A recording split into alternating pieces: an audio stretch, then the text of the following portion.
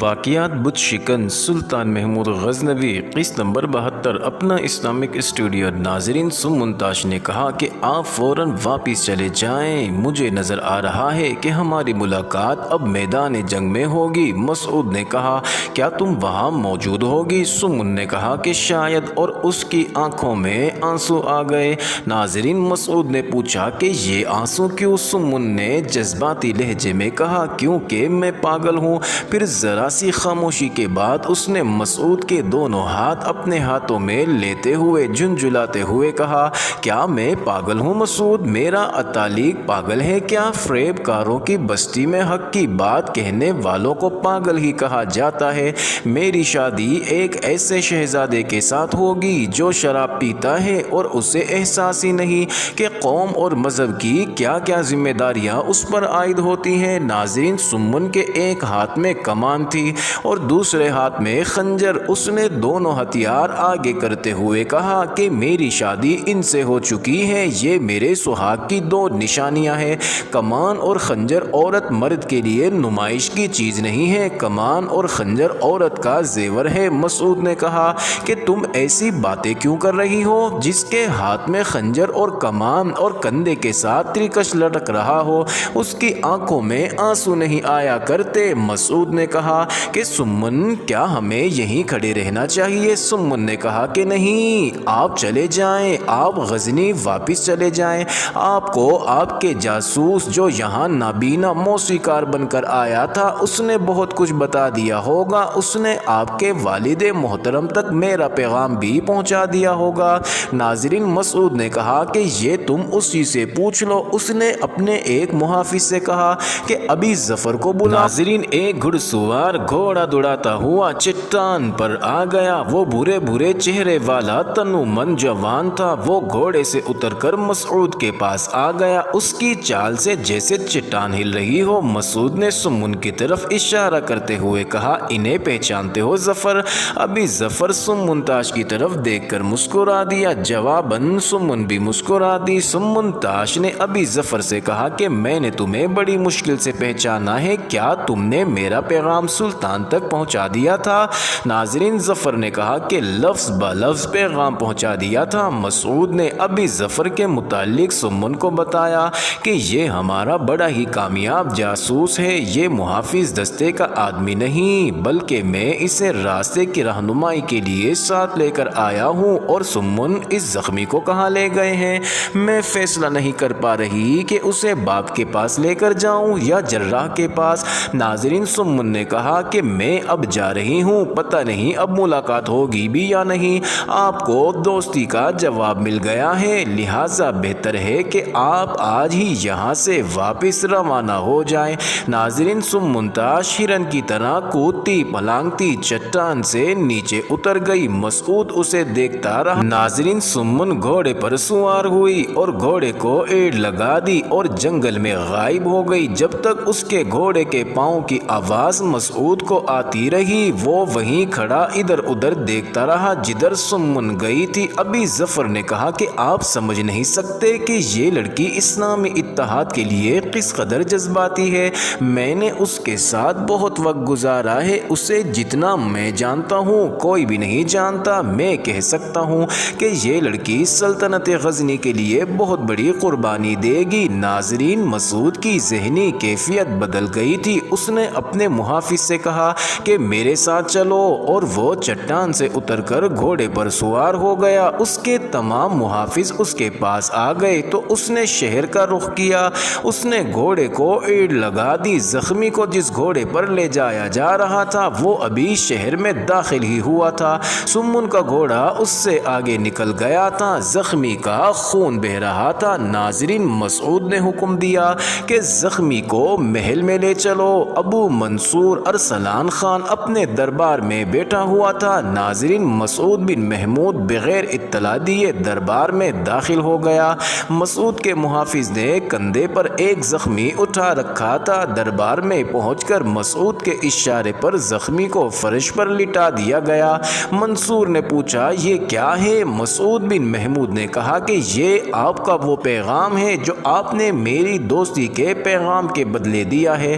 میں آپ کا شکریہ ادا کرنے آیا ہوں کہ آپ نے مجھے زیادہ دن انتظار نہیں کروایا۔ منصور غصے سے اٹھ کھڑا ہوا اور بولا، یہ کیا بدتمیزی ہے؟ کیا سلطان محمود نے اپنی اولاد کو دربار کے آداب نہیں سکھائے؟ ناظرین، مسعود نے دربار میں کھڑے ایک سالار سے کہا کہ اپنے آقا کے کان میں کہہ دو کہ نہیں، کیونکہ کفار اور ایمان فروشوں نے میرے باپ کو اتنی مہلت ہی نہیں دی کہ وہ دربار لگاتا اور اپنی اولاد کو دربار کے آداب سکھاتا۔ اسے بتا دو کہ ہم تیروں کی بوچھاڑ میں پل کر جوان ہوئے ہیں۔ ابو منصور نے اپنے سالار کی طرف سوالیہ نگاہوں سے دیکھا تو سالار نے مسعود کے تمام الفاظ منصور کے کان میں دہرا دیے۔ ابو منصور نے مسعود کو خشمگین نگاہوں سے دیکھا اور بولا کہ یہ کل کا لڑکا ہمیں ہندوستان سے لائے ہوئے ہاتھیوں کی طاقت سے ڈرانا چاہتا ہے۔ ہندوستان کے ہیرے جواہرات نے اس لڑکے کا دماغ خراب کر دیا ہے۔ ناظرین، مسعود نے کہا کہ اپنے آقا کے کان میں کہو کہ طاقت ہاتھیوں کی نہیں، ایمان کی ہوتی ہے۔ ہم اپنے تمام ہاتھی آپ کو دے دیتے ہیں مگر پھر بھی آپ ہمیں شکست نہیں دے سکیں گے۔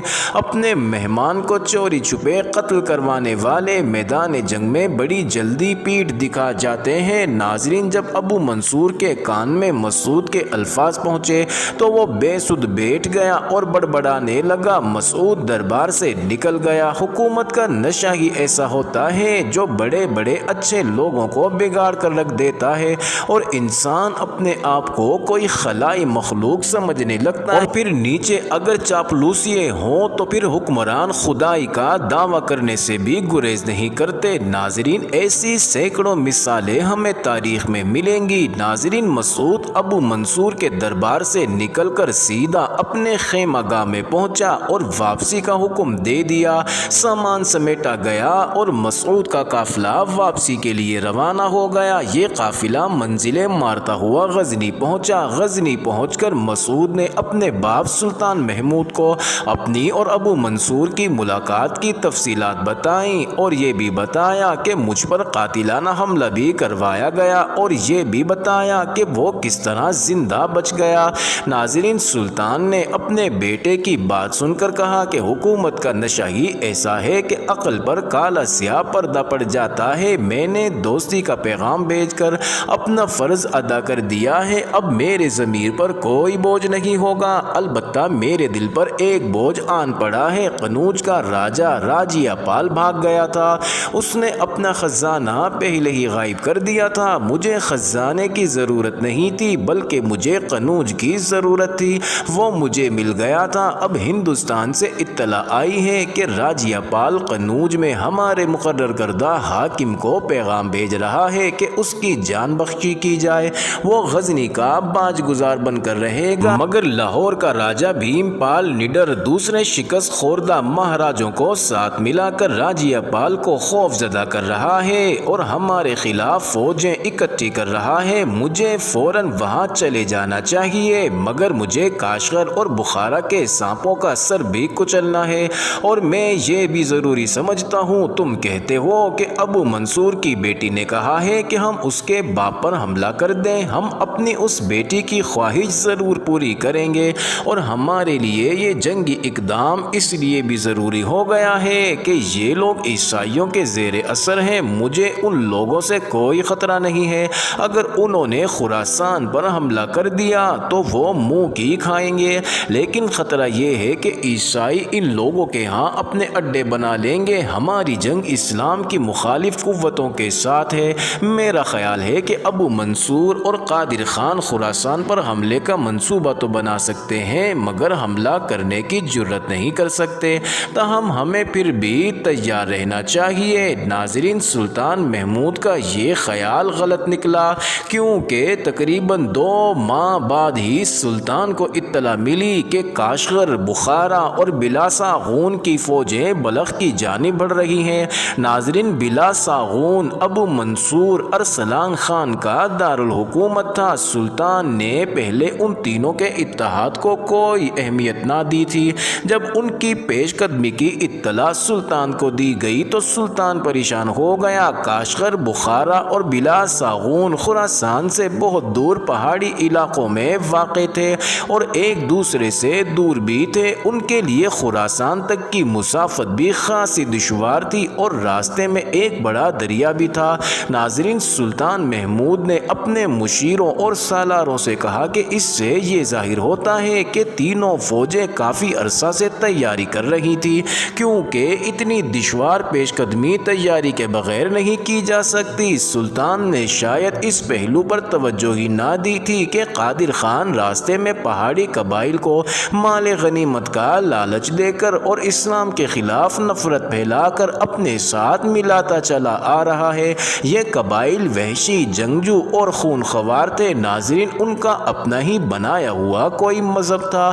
سلطان نے کہا کہ مجھے معلوم ہے، اسی لیے میں نے فیصلہ کیا ہے کہ میں انہیں بلخ سے کچھ دور میدانی علاقے میں لا کر لڑاؤں۔ وہ جنگجو اس لیے ہیں کہ وہ آپس میں لڑتے رہتے ہیں اور وہ صرف پہاڑوں میں ہی لڑ سکتے ہیں۔ ان کے گھوڑے بھی سنگلاخ پہاڑیوں میں بھاگنے دوڑنے کے عادی ہیں۔ غزنی سے بلخ تک کا فاصلہ خاصا زیادہ تھا۔ سلطان نے ابھی ظفر کی اطلاع پر خراسان کی فوج کو پہلے ہی بلخ سے کچھ دور تیار رہنے کا حکم بھیج دیا تھا۔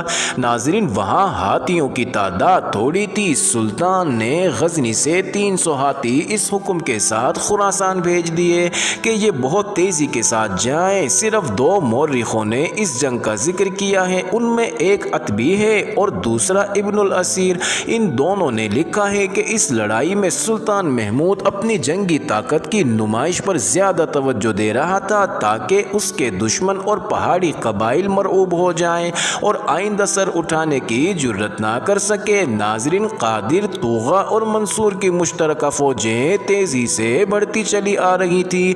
ان کے لیے رسد کی کمی نہیں تھی۔ پہاڑی قبائل ان کی بہت مدد کر رہے تھے۔ ناظرین، دونوں مورخ لکھتے ہیں کہ یہ قبائل سرپٹ دوڑتے گھوڑوں سے تیر اندازی کے ماہر تھے اور لڑائی میں بھی بھاگتے دوڑتے لڑا کرتے تھے۔ قادر خان اور دیگر کو ان کی اسی لڑنے کے فن پر بڑا ناز تھا۔ ناظرین، تینوں فوجوں کی اپنی نفری بھی بہت تھی۔ مورخین کے اندازے کے مطابق سلطان محمود کی فوج بھی اتنی ہی تھی۔ اس کے پاس ہاتھی بھی تھے جو سلطان کے دشمنوں کے پاس نہیں تھے۔ اس کے علاوہ سلطان کے پاس تقریباً 400 رتھ بھی تھے۔ رتھ یعنی بگھی یا گھوڑا گاڑی، جو اس نے ہندوستان کی شکست خوردہ فوجوں سے حاصل کیے تھے۔